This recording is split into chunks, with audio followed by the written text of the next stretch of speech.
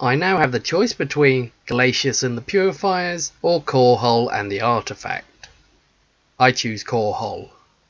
Upon getting to Korhal, the Mobius Corp are trying to drop Sky Shield into Augustgrad.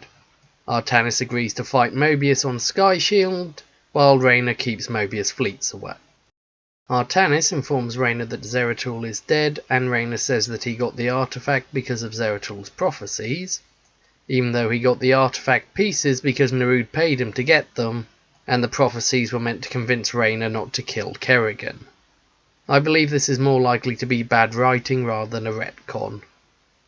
Rohanna considers the Terrans unsophisticated, and Artanis confesses that he once thought that way but now does not. This is a reference to Brood Wars, where he criticised the Terrans and was rebuffed by Zeratul.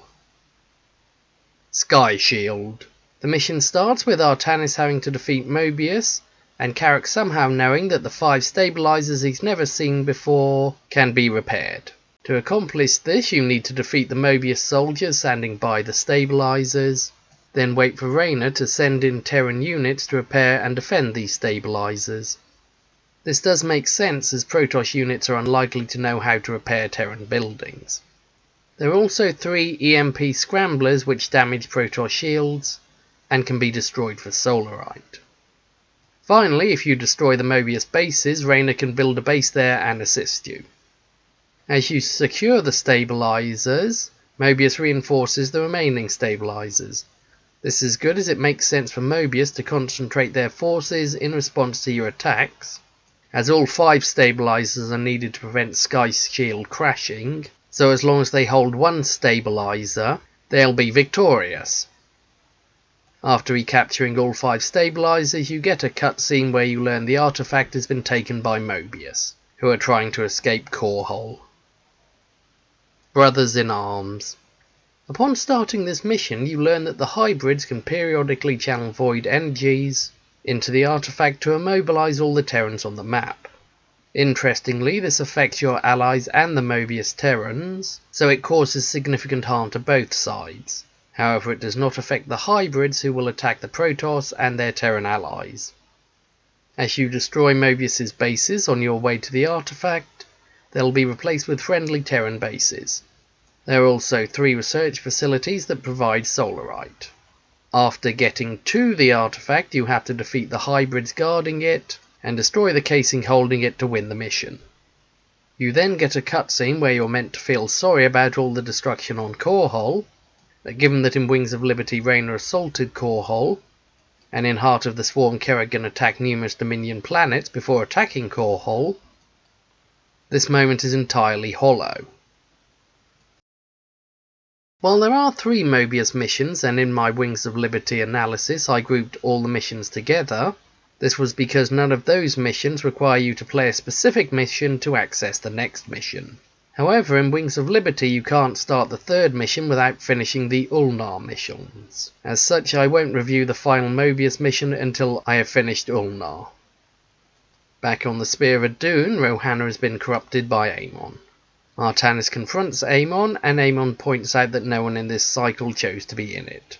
Though Rohanna then regains control, Artanis decides to keep her in stasis, which is reasonable given the danger Amon poses to them.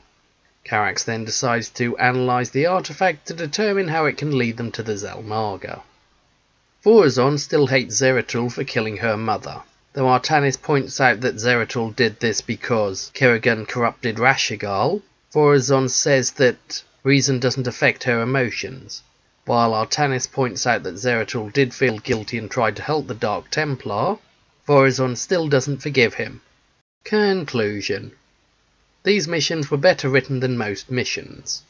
In Sky Shield, the suicidal behaviour of the Mobius Corp could be explained by the hybrids controlling them, and it's possible they didn't destroy the stabilizers beyond repair because they didn't have the ability to do this. So I'd say the writing was okay. Also, the assistance you got from Raynor was realistic and helpful. In Brothers in Arms, it makes sense for the hybrids to configure the artifact to only paralyze Terrans, since they are only expecting to fight Terrans.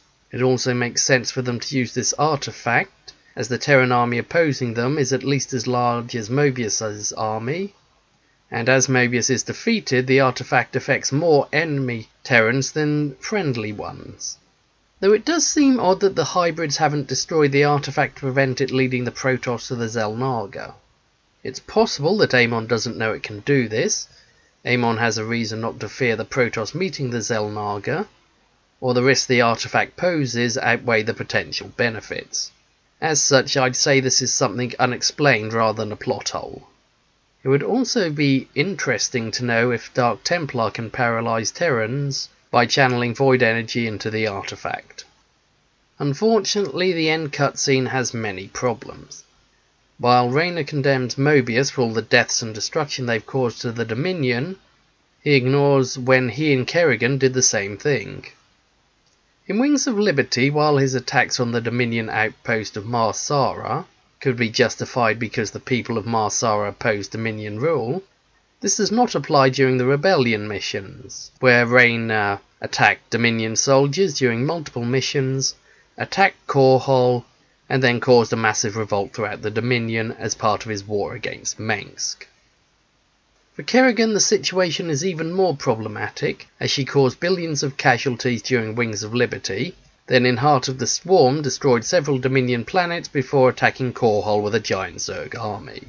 In addition, during Heart of the Swarm, not only did Raynor not condemn Kerrigan for her campaign of destruction, but he also helped her attack Korhal. As such, it's extremely hypocritical of Raynor to condemn Mobius for these deaths while ignoring that he and Kerrigan were just as bad.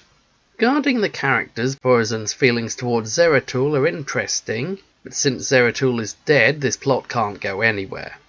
Though she should also hate Kerrigan for the same reason. Regarding Rohanna, she's just there to be condemned for being wrong, and Carax only exists to provide exposition. In conclusion, other than the cut scene after Brothers in Arms, these missions were generally good, as the way the Terrans and Protoss were shown working together against a common enemy reflects how the relationship between these factions should be.